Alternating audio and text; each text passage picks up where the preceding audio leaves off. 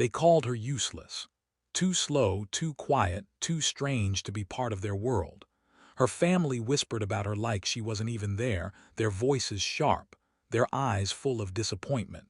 She heard every word, every sigh, every moment they wished she'd been born someone else. One morning, they didn't bother to whisper anymore. They made a deal that would change her life forever. In exchange for a few coins, they gave her away. No tears, no goodbyes. Just the sound of footsteps fading behind her as she stood alone, clutching the edge of a torn shawl, wondering what she had done to deserve it. The man who took her wasn't cruel, just quiet. A stranger with rough hands, a face marked by wind and years, and eyes that carried something she couldn't name, maybe sadness, maybe mercy. He didn't say much. He simply nodded toward his horse and waited for her to climb up. She obeyed, numb and silent. The road stretched long and lonely ahead, the air cold against her skin. They rode for hours through the hills, past trees that whispered secrets she couldn't understand. The path climbed higher and higher until the villages disappeared and the noise of people was gone. All she could hear was the creak of the saddle and the slow breath of the horse. The man led her deep into the mountains, a place where no one knew her name, and no one cared where she came from. When the sky turned pink with evening, he stopped. Before them stood a small cabin, old but strong, surrounded by tall pines. Smoke rose from its chimney. The smell of wood and fire filled the air. He looked at her and said the first words since they'd left. "You can stay here." She didn't know what to say. She'd been sold, handed off, yet here was warmth waiting, not a prison, not a chain. She stepped inside the cabin, her heart beating fast. The floor creaked under her feet, and the air carried the quiet hum of safety she'd never felt before. For the first time in her life, no one was shouting, no one was judging. Just silence. A heavy, strange silence that felt almost like peace. But she didn't know then, this mountain, this man, this silence, would soon become the beginning of everything she thought she'd lost. She wasn't born into kindness. From the moment she could remember, life had been a collection of small humiliations, spoken and unspoken. She grew up in a house where warmth came only from the fire, not from hearts. Her mother rarely looked at her, and when she did, it was usually with a sigh that said, "Why couldn't you be more like the others?" Her father was a man of few words, but the ones he used were sharp enough to cut. Her brothers and sisters had their roles, strong sons who worked the fields, pretty daughters who charmed neighbors, but she didn't fit anywhere. She was the girl who dropped the water bucket, the one who tripped over roots, the one who stared too long at the clouds. They said she was slow, though she thought too much was closer to the truth. She loved small things, the way morning light landed on the kitchen wall, the sound of rain whispering on the roof. But in her family's world, beauty didn't matter, only usefulness did. And to them, she was none. As she grew older, her difference became heavier. The village boys never glanced her way. The girls laughed when she walked by. When she tried to help in the fields, her hands blistered too quickly. When she cooked, the bread always burned. Her mother once muttered under her breath, "We should have sent her away sooner." The word stung, but she was used to the sting. It was part of her days, like hunger or cold. The years passed, and so did the patience of her family. Work was hard, mouths were many, and love was scarce. One afternoon, when the sky was gray and heavy with rain, two men arrived at their gate, travelers, rough and tired. They spoke in low voices with her father while she stood near the doorway, watching but pretending not to. Her mother kept her inside, told her to keep quiet. But she heard enough, the jingle of coins, the murmur of agreement, the final words that sealed her fate. She was told to pack what she had, which wasn't much, a torn shawl, a cracked comb, a single ribbon that had once been blue. Her mother didn't hug her. Her father didn't look at her. The travelers didn't explain where they were taking her, only that she'd be better off. She didn't ask questions. Maybe she was tired of answers that never helped anyway. They walked for hours, through rain and mud. She didn't cry, there was no one left to cry for. She wondered if anyone at home even noticed she was gone. The men barely spoke to her, and by the time the road split, One of them handed her reins to another man, the man with the mountain eyes. That was how it happened. Her family didn't sell her like cattle in the open square. They did it quietly, like something shameful, like throwing away what didn't work anymore. The mountain man stood apart from them, tall, silent, wearing a thick coat of brown wool. His beard was streaked with gray, his skin marked by years of wind and snow. He didn't bargain or argue. He gave a single nod, handed over something wrapped in cloth, and took the reins of his horse. Then, without a word, he motioned for her to follow. She felt small beside him. Every step she took away from her old life felt unreal. The road curved between hills that seemed to swallow sound. She tried to guess what kind of man he was: kind, cruel, lonely. She couldn't tell. All she knew was that he hadn't raised his voice once. He didn't grab her arm or demand anything. He simply kept walking, steady and quiet, like someone used to silence. When the sun dipped low, her legs trembled from walking. Her thin shoes were soaked through. She tripped once and he stopped, waiting without saying a word. When she caught up, he gave her a small piece of bread from his pack. It wasn't much, but it felt like mercy. She hadn't known mercy in a long time. That night they stopped by a river to rest. He built a fire with practiced hands, sparks rising into the dark. She sat across from him, unsure whether to speak. The firelight softened his face, and for a moment she thought she saw something gentle in his eyes, not pity, not desire, just understanding. She turned her gaze away, afraid to hope. As the flames crackled, her mind wandered back to her family. Were they eating dinner now? Laughing, talking as if nothing had happened. She tried to remember her mother's face but couldn't. The years of distance had already begun to erase it. What hurt most wasn't the selling, it was how easy it had been for them. How quiet. When dawn came, he woke her with a soft nudge of his boot. She rose, still half dreaming. They began to climb into the mountains, where the air grew thinner and the world felt emptier. Trees whispered above them, and far off, she heard the faint cry of eagles. There was beauty everywhere, sharp, wild beauty, but she couldn't enjoy it yet. Her heart was too heavy with questions she'd never ask. Hours passed before she realized he was leading her higher than she'd ever been.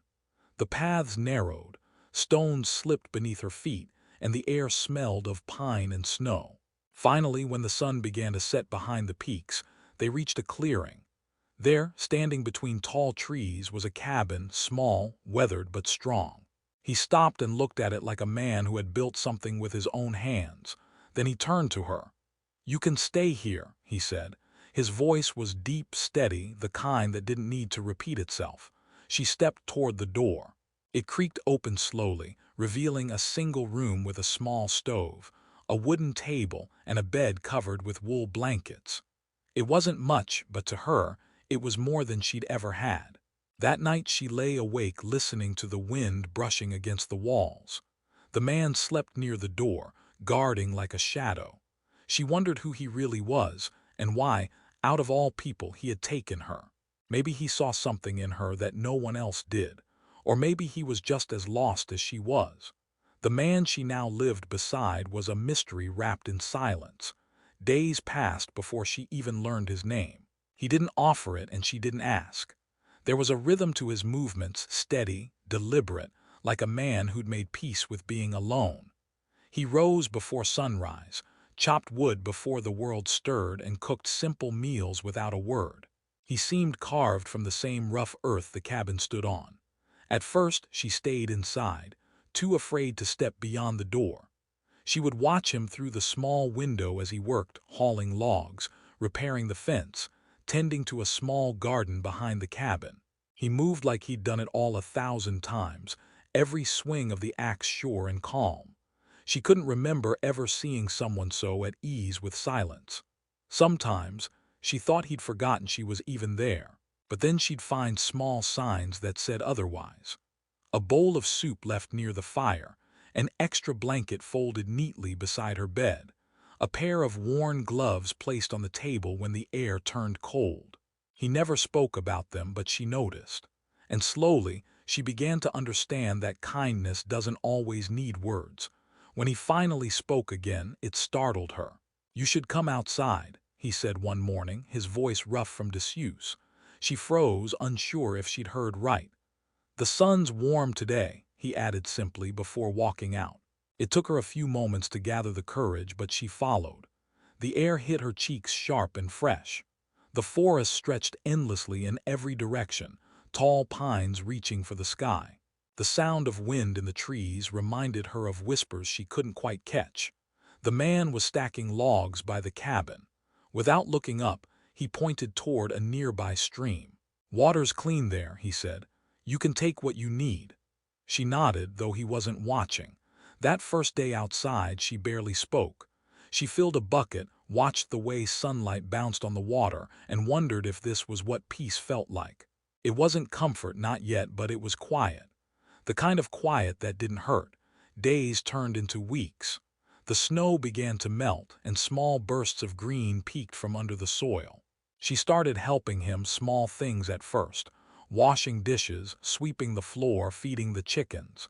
He didn't stop her. He didn't thank her either, but she didn't need it. She was used to living unnoticed. This was different.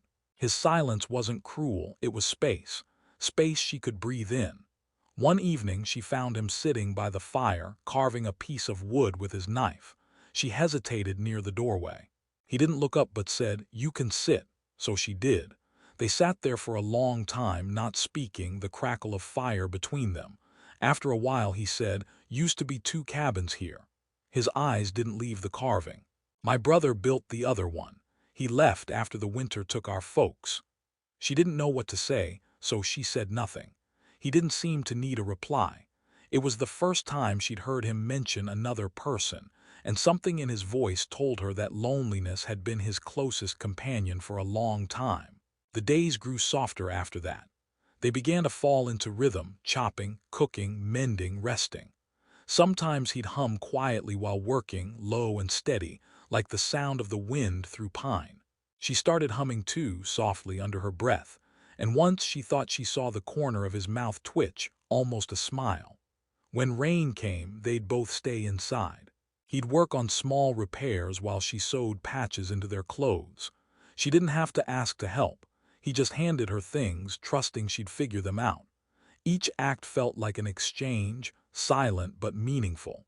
One night when thunder rolled over the mountains, she woke to find the cabin shivering in the storm. The man was already up, checking the roof, making sure the fire didn't die. She tried to help, holding the candle steady while he nailed the shutters closed. Lightning flashed through the cracks. The wind howled, and in that light for a moment she saw the lines on his face clearly, tired but kind. When the storm passed, they sat side by side, the fire glowing again. He poured her a cup of warm tea and said quietly, "You did good." It was only 3 words, but they sank deep. No one had ever said that to her before. She nodded, afraid her voice would break if she spoke. After that night, something changed between them, not in words, but in the way they moved around each other.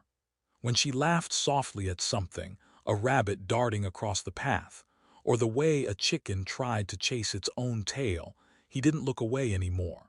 He let the sound stay in the air, as if he liked it there. As summer stretched over the mountains, the cabin became more than a shelter. It became a place where her hands had purpose. She learned to knead bread without burning it. She planted herbs by the window. She even started fixing his torn shirts, carefully stitching the sleeves as if each thread could keep the silence from breaking. One afternoon, while gathering wood, she slipped on a wet rock and fell. The pain shot up her ankle. Before she could even call out, he was there, lifting her gently, checking her leg. "You should rest," he said, his brow furrowed. His voice was still low, but this time it carried something new, worry. She tried to argue, but he shook his head. "I'll take care of the work." And he did. For days she watched him do everything, cooking, cleaning, tending the animals, without complaint. He even left small wildflowers by her bedside once, though he never mentioned them. She didn't ask where they came from. She just smiled when he wasn't looking. When she finally healed, she stepped outside again and felt something shift inside her. The mountains no longer seemed cold. The trees no longer felt like strangers. She realized she wasn't just surviving here. She was becoming someone. Someone who mattered, if only in this quiet place where a man built his life out of solitude and shared it without asking for anything in return. And though neither of them said it aloud, there was a new understanding, a silent thread between them, strong as the mountain itself. Spring melted into summer, and the mountain began to breathe again. Snow gave way to streams that ran like silver veins through the valley. The air carried the smell of pine and wildflowers, and sunlight stretched long and warm across the cabin's roof. Life in the mountains had its own rhythm, one that didn't rush. Every sound mattered: the crack of firewood, the whisper of wind, the slow beating of two hearts learning to exist in the same silence. She woke earlier now, often before the man. At first she would just sit on the porch, wrapped in a blanket, watching the mist roll between the trees. The world looked soft then, almost kind. She'd never seen so many shades of green before, the kind that shimmered under morning light, the darker ones hiding in shadows. It felt like the earth was healing itself after years of cold. Maybe she was too. The man still didn't talk much, but she'd begun to understand him in other ways. When he walked faster, it meant a storm was coming. When he rubbed his beard and stared off toward the ridge, he was thinking of something he'd never say. When he left extra bread on the table before heading out, it meant he'd be gone longer than usual. She read him like a story written in gestures instead of words. And sometimes when he caught her looking, there was no awkwardness, just quiet recognition, a small nod that said, "I see you." They worked together most days. He taught her to split logs the right way, showed her how to set traps without scaring the animals, how to mend a fishing net, how to read the sky. Her hands toughened, her back grew stronger, and for the first time in her life she didn't feel like a burden. She still made mistakes, spilled water, burned food, dropped tools, but instead of anger there was patience. He would just say, "Try again," and that was enough. One afternoon, the man decided to build her a cabin of her own beside his. She didn't understand why at first. The one they shared was small but warm. When she asked, he only shrugged. "You should have something that's yours," he said. His voice was low, matter-of-fact, but something in his eyes made her chest tighten. The next morning he began working. He cut trees from the forest, dragging them down one by one. The echo of his axe became part of their days. She helped as best as she could, holding beams steady, carrying stones for the foundation, mixing mud and straw. Her arms ached, but she didn't stop. She wanted to be part of it. The cabin wasn't just wood and nails. It was proof that she belonged here, that her presence had shape and weight. Each day the walls rose higher. When she looked at them, she saw more than a house. She saw safety. She saw a future she hadn't dared to imagine.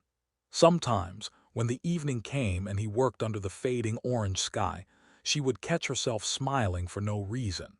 He'd glance over, not smiling back exactly, but his eyes would soften in a way that said more than words could. As the weeks passed, the cabin took form. The smell of fresh wood filled the air. Birds nested in nearby branches as if they, too, were curious about this quiet creation. On the day he placed the roof beams, he asked her to hold one end. Their hands met over the rough wood, and for a heartbeat, neither of them moved. The air felt heavy with something unspoken. Then he nodded once and went back to work. But that brief moment stayed with her long after the roof was done. When the cabin was finally finished, he stepped back, wiping sweat from his brow. "It's strong," he said simply. She ran her hand along the smooth wall, her fingers tracing every line, every scar in the wood. "It's beautiful," she whispered. He didn't answer, but there was a faint smile tugging at his lips.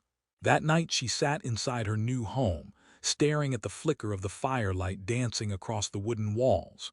She thought of where she had come from, the cold stares, the harsh words, the hands that had pushed her away. This place felt like the opposite of all that. It was quiet, yes, but it was hers. She lay down on the small bed he had built, listening to the sound of rain tapping the roof, and for the first time she didn't feel afraid of tomorrow. The seasons turned again, and she found herself growing more comfortable in her skin. She learned to laugh without covering her mouth. She spoke a little more, though mostly to the animals, The chickens, the goats, the occasional stray dog that wandered by. Sometimes he would listen quietly as she talked to them, pretending not to, and she would smile when she saw him do it. One evening, when the sun was melting behind the hills, he came to her cabin carrying a wooden box. "For you," he said, setting it down. Inside were tools, small ones for her hands, a carving knife, a hammer, a set of needles, and a block of soft wood. "You can make things," he said. "You've got a steady hand." She blinked at him, unsure what to say. No one had ever given her something for the sake of creation before. Everything in her old life had been about survival. This was different. This was about making, about being. That night, she carved her first figure, a small bird. It wasn't perfect, but it had wings, and that felt right. She placed it on the shelf beside her bed. When he saw it the next morning, he nodded approvingly. "Looks alive," he said. And she laughed quietly, the sound echoing softly in the space between them. The days kept flowing, slow and golden. They shared meals more often now, sometimes talking, sometimes not. She began telling him small pieces of her story. Not everything, just bits of the past she could bear to speak aloud. He never interrupted. He just listened, his gaze steady, his presence calm. Once she asked him, "Why did you bring me here?"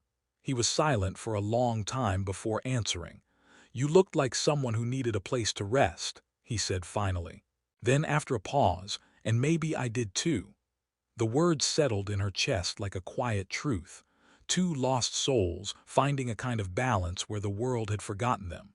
She didn't say anything more, but that night when she placed another log in the fire, she whispered to herself, "Then we'll rest together."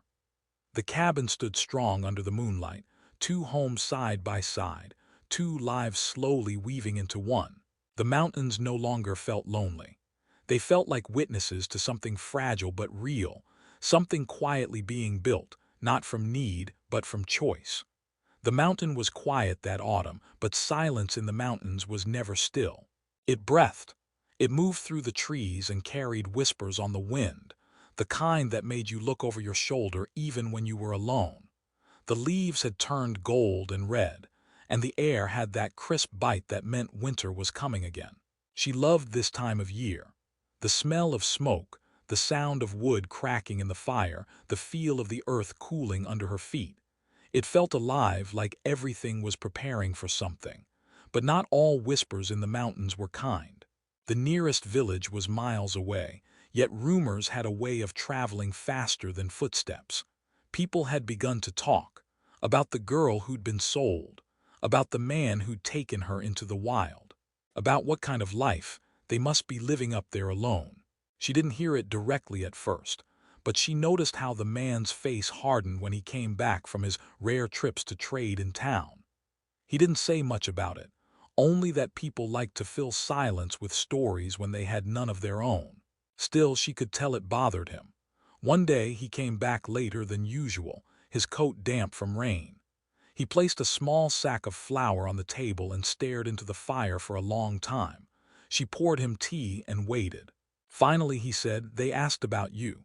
His voice was low, careful. She froze, her hand tightening around the cup. "Who?" she asked softly. "Your family." The words hit like a storm. For a moment she didn't breathe. Her family, the same people who had sold her like she was nothing, asking about her now. "What did they say?" she whispered. "They said they want to know if you're alive," he replied. His tone didn't carry judgment, only a quiet weight. "I told them you were." She didn't know whether to laugh or cry. The thought of them remembering her after all this time felt strange, almost cruel. "Why now?" she asked, half to herself. He didn't answer. Maybe he didn't know. Maybe it didn't matter. That night she lay awake staring at the wooden ceiling. The sound of rain on the roof reminded her of the night they sent her away. She thought of her mother's eyes, her father's silence, the cold exchange of coins. The idea that they now wanted to know about her scraped at old wounds she thought had healed. She didn't tell the man what she was thinking, but he seemed to know anyway. In the days that followed, something shifted between them. The air felt heavier, not cold but cautious. She caught him watching her sometimes, not suspiciously, but as if he was waiting for something. maybe for her to decide whether she would stay or go. Then came the storm. Not a storm of words, but of nature itself, the kind that swallowed the mountains whole. Snow began to fall earlier that year, heavy and relentless. The wind roared through the valley, shaking the cabin walls. They worked side by side, securing the roof, stacking wood, making sure the animals were safe. Every muscle ached, but neither complained. For 3 days they were trapped inside as the storm raged. The fire burned low, their supplies dwindled, and the cold crept in no matter how much wood they fed the flames. On the second night, the door burst open under the force of the wind. Snow poured in, blinding white. He fought against it, pushing the door closed, his hands bleeding from the splinters. She ran to help, pressing her weight against the frame until it finally shut. They stood there, breathless, snow clinging to their clothes, faces inches apart. The firelight flickered over his face, tired, fierce, human. He looked at her, not as a stranger or a burden, but as something fragile he was afraid to lose. "Stay close to the fire," he said. His voice trembled slightly, though not from the cold. She nodded, her heart pounding for reasons she couldn't name. That night, as the wind screamed outside, he wrapped his coat around her shoulders. They sat together until dawn, the silence between them no longer empty, but full of something unspoken, something alive.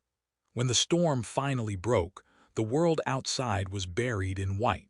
The trees bent under the weight, the cabin roof groaned, but they had made it through. He stepped outside to clear the path, and she followed. The air was sharp and clean, the kind that made your lungs ache in the best way. For a long moment they just stood there, watching the sunlight glitter on the snow. That day, when he came back in, he seemed quieter than usual. After dinner, as the fire burned low, he said something she didn't expect. "If they come looking for you," he said, "you don't owe them anything, but if you want to go, I won't stop you." She stared at him. His face was calm, but his eyes told another story. There was pain there and love, the kind that doesn't cage. "I don't want to go," she said softly. He looked at her then, really looked, and for the first time in months he smiled. It was small, but it reached his eyes. Days later, when the snow began to melt again, a group from the village came. She saw them from the window, figures moving slowly through the white. Her heart clenched when she recognized the face of her brother among them. They called her name, voices echoing through the valley. She stepped outside, her hands trembling. Her brother looked older, thinner, but his eyes were the same, full of something that wasn't quite guilt, not quite affection. "We came to bring you home," he said. She didn't answer right away. Behind her, the man stood silent, watching. "Home," she repeated, her voice barely above a whisper. "You sold me." He flinched, his gaze dropping to the snow. "We were desperate," he muttered. "Things have changed. Father's gone. Mother, she regrets it." The words hit her like dull knives. Regret, such an easy word. She looked back toward the cabin, the place that had given her everything her family never had: warmth, peace, and a name she hadn't known she wanted until she heard him say it. Her brother stepped closer. "Come with us," he said. "You don't belong here." Before she could speak, the man's voice cut through the cold air. "She belongs wherever she chooses." The world went still. Even the wind seemed to hold its breath. She turned toward him. His expression was calm, but his jaw was tight. "You don't have to prove anything," he said quietly. She took a slow step forward, her feet sinking into the snow. The mountain air burned in her lungs. Then she looked at her brother and shook her head. "I already chose." The men left not long after, their figures fading into the trees. She stood there long after they were gone, the snow glittering under the pale sun. When she finally turned back, the man was waiting by the door. His eyes softened as she approached. He didn't say a word. He just reached out, brushed a strand of hair from her face, and said the only word that mattered: "Wife." It wasn't grand or loud, but it carried through the air like a promise. And for the first time in her life, she felt her name had finally found its home. Winter lingered longer that year, but it didn't feel cruel anymore. The cold had softened around the cabin, like even the wind knew this small place held something it shouldn't disturb. The snow blanketed the roofs, glittering under the pale sun, and smoke curled from the chimney each morning. Inside, the warmth was steady, alive, fed by two pairs of hands that worked as one. She rose before dawn most days now. The rhythm of her steps no longer echoed loneliness, it sang of belonging. She'd stir the fire back to life, the flames licking the wood into a glow, then kneel to mix dough, her fingers moving with calm purpose. She'd hum softly, a tune she didn't remember learning, something that seemed to rise from the walls themselves. The man would join her soon after, quiet as always, his presence filling the room without needing to speak. He'd take his seat by the table, rubbing warmth back into his hands, his eyes resting on her with that quiet look of peace she had once thought impossible. The mountain had changed her. Her face carried the same features, but her eyes no longer flinched at the world. Her hands were rough, her back stronger. The fear that used to live inside her had melted away, replaced by something steadier, not just safety but worth. She'd stopped counting days. Life had lost the need for numbers. When the thaw began, they worked together to repair what the winter had worn down.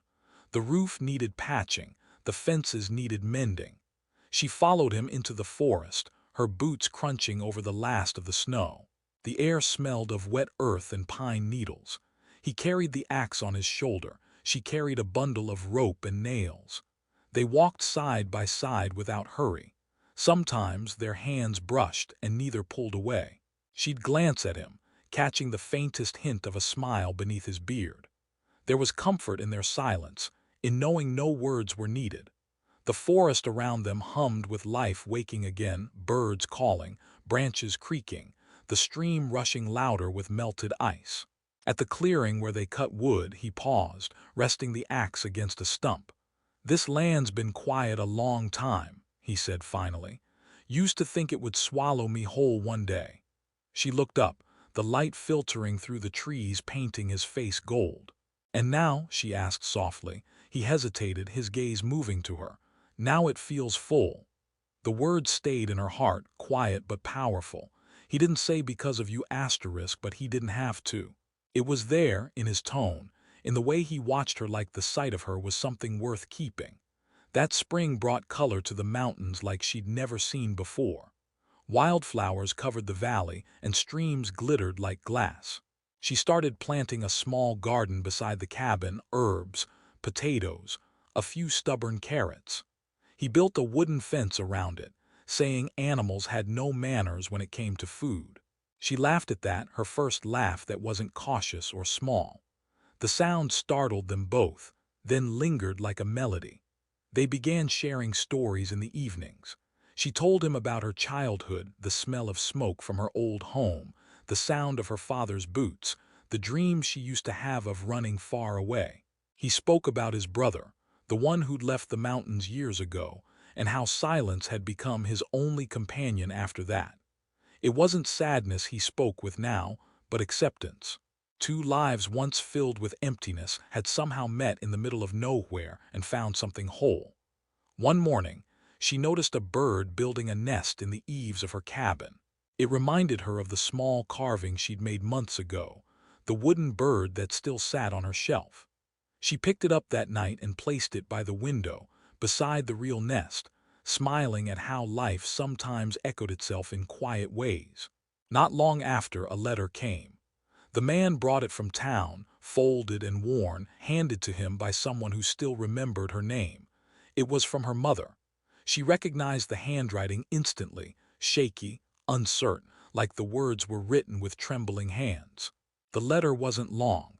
It said only that the years had been hard, that she was sorry, and that she hoped her daughter was alive and warm somewhere. She read it twice, then placed it gently on the table. The man waited, saying nothing. Finally she whispered, "She wants forgiveness." He looked at her, his voice low.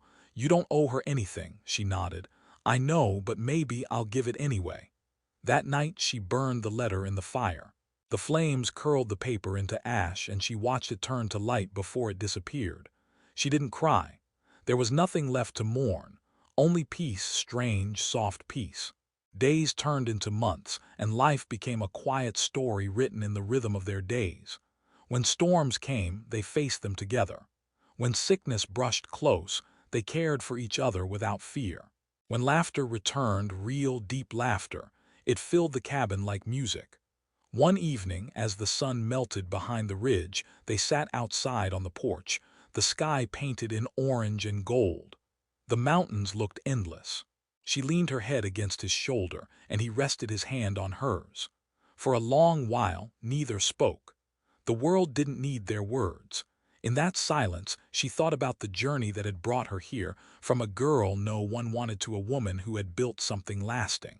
Not wealth, not fame, but something gentler, stronger. She thought of the man beside her, who never promised her the world but gave her a place in it. The air cooled as the stars began to appear. He stood, taking her hand to help her up, his grip steady and sure. Together they walked toward the cabin, the door glowing with the warm light of fire. The smell of pine filled the air, and far off, an owl called into the night. Inside, the wooden walls held every memory they'd made: laughter, silence, storms survived, mornings shared. The cabin stood firm, built from the same strength that had grown between them. She looked around, her heart quiet, full. Outside, the wind moved gently through the trees, carrying whispers down the mountain. Whispers of a girl once sold as useless. Whispers of a man who built her a home. Whispers of two broken souls who learned at last that love doesn't always roar.